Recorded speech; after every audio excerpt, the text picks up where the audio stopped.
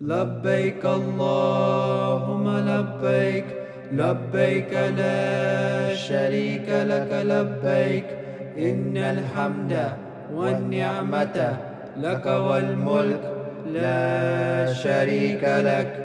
اس سے پہلے والی ویڈیو میں ہم نے آپ کو بتایا تھا کہ احرام کس طرح باندھا جاتا ہے اور کون کون سی چیزیں ہیں جو احرام میں کرتے وقت سوچنا ہے، کیونکہ اس میں پابندیاں ہوتی ہیں۔ اب اس کا پارٹ 2 ہے۔ اب ہم جانیں گے کہ احرام کے کیا کیا مسائل ہیں، کیونکہ ہم احرام باندھ تو لیتے ہیں، بہت ساری چیزیں ایسی ہوتی ہیں جو جائز ہیں کرنے کے لیے، لیکن وہ سمجھتے ہیں کہ نہیں کر سکتے۔ تو آئیے تھوڑی اس کی ڈیٹیل جان لیتے ہیں، ٹھیک ہے؟ اب یہ جان لیتے ہیں کہ احرام کی حالت میں ہم کیا کر سکتے ہیں۔ اب دیکھ لیے احرام کی حالت میں پابندیاں تو ہو گئیں، لیکن کچھ لا علمی کی وجہ سے جائز کام بھی ہے جو ہم نہیں کرتے۔ لوگ کافی کنفیوز ہوتے ہیں، مثلا غسل کرنا۔ اب میقات سے جو احرام ہم لوگ باندھ لیتے ہیں، اور اگر ہم اپنے ہوٹل کی طرف آئیں تو ہم یہ سمجھتے ہیں کہ بس ایک دفعہ جو ہم نے احرام باندھ لیا تو ہم اس کو تبدیل نہیں کر سکتے، یعنی بس اب وہ بالکل منع ہو گیا، اب ہم بالکل جو ہے وہ چینج نہیں کر سکتے۔ غسل نہیں کرتے کہ احرام کھولنا پڑے گا، یا اگر غسل کریں گے تو بال ٹوٹ جائیں گے۔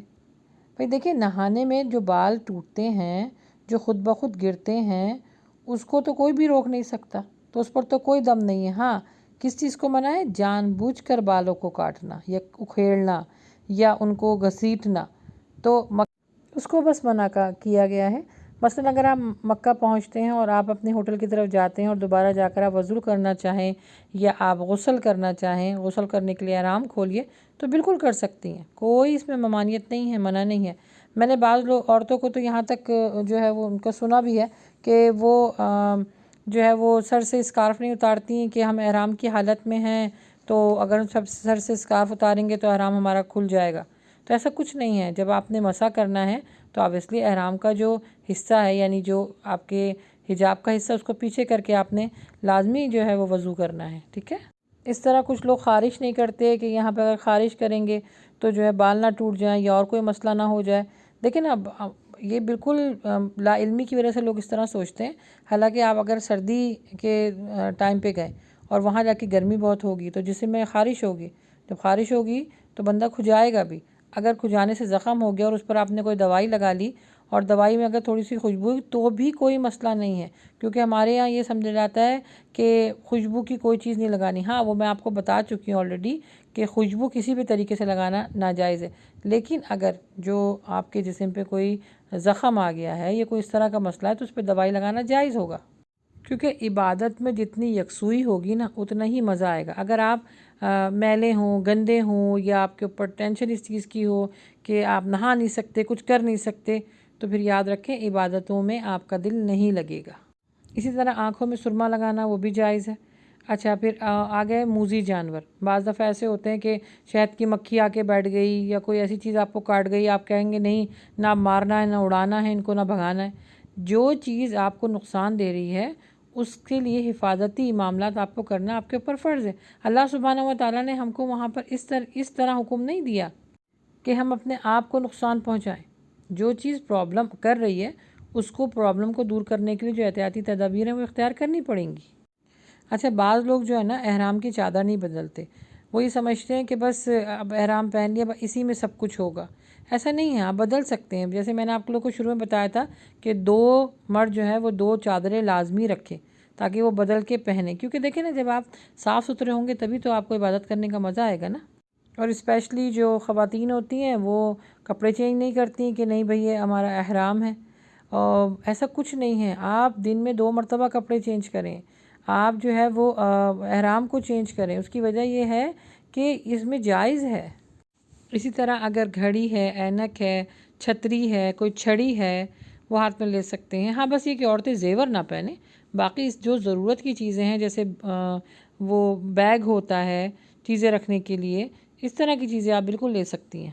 عموماً لوگ مجھ سے پوچھ رہے ہوتے ہیں کہ ہاں جو ہے وہ ہم اپنا ہاتھ کیسے جو ہے وہ آبدس کے بعد دھوئیں، تو وہاں پر نا بہت اچھے قسم کے صابن مل رہے ہوتے ہیں جس کے اندر خوشبو نہیں ہوتی ہے، اس کو استعمال کیا جا سکتا ہے، بالکل جائز ہے۔ ایک اور کانسیپٹ ہے کہ بچوں کو ڈانٹ نہیں سکتے یا ان کو کچھ کہہ نہیں سکتے، نہیں، ایسا نہیں ہے۔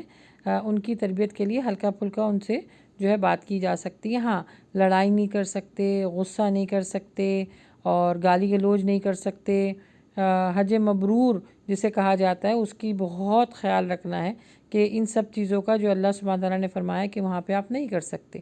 تو بلا وجہ بلا ضرورت جھڑکنا، چیخنا، چلانا، یہ آپ کے حج کے اوپر جو ہے وہ بہت بڑا مسئلہ کر جائے گا۔ اسی طرح عورتیں اگر یہ سمجھتی ہیں خواتین کے صرف بس بلیک کلر کا ہی ہمیں احرام پہننا ہے یا عبایا پہننا ہے، تو نہیں، ایسا نہیں ہے۔ آپ کلرفل بھی پہن سکتی ہیں، بلکہ سفید زیادہ خطرناک ہوتا ہے کیونکہ سفید باریک بہت ہوتا ہے، اندر سے جسم جھلکتا ہے۔ تو لوگ عموماً بلیک خواتین اس چیز کو زیادہ پریفر کرتی ہیں، لیکن اگر اور کلر کا بھی آپ پہننا چاہیں تو بالکل پہن سکتی ہیں، ممانعت نہیں ہے۔ جس چیز کی ممانعت ہے وہ یہ ہے کہ جب آپ احرام پہن لیتی ہیں تو ہسبینڈ وائف آپس میں ازواجی تعلقات قائم نہیں کر سکتے، نکاح کا پیغام کسی کو نہیں بھیج سکتے، لڑائی جھگڑا اور گالی گلوچ یا مار پیٹ ان سب سے جو ہے آپ کو بچنا ہے۔ خشکی پر شکار کرنا یا شکاری کی مدد کرنا یا شکار کیا ہوا جانور ذبح کرنا، بال اور ناخن کاٹنا ممانعت ہے کہ اس کو کاٹ نہیں سکتے۔ اچھا، ویسے میں نے آپ لوگ کو پہلے بتایا تھا کہ مردوں کو سلا ہوا کپڑا پہننا منع ہے، عورتیں تو سلا ہوا کپڑا پہنیں گی لیکن منہ پر کوئی سلا ہوا نقاب وغیرہ نہیں لگا سکتی ہیں۔ اور مردوں کے لیے کہ وہ چپل پہنیں، اور چپل بھی ایسی ہے، جوتا اس طرح کے جو ٹخنوں کو نہ ڈھاکے۔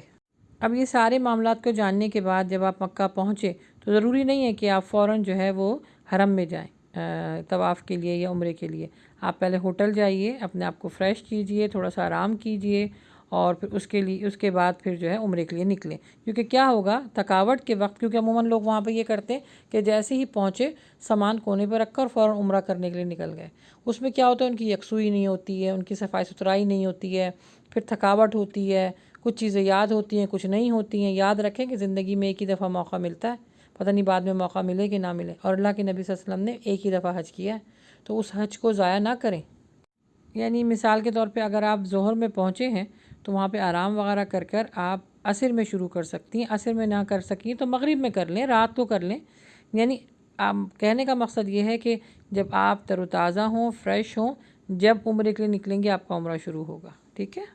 یاد رکھیے کہ جو دعاؤں کی کتاب ہے وہ اپنے ساتھ 24 آور آپ نے رکھنی ہے۔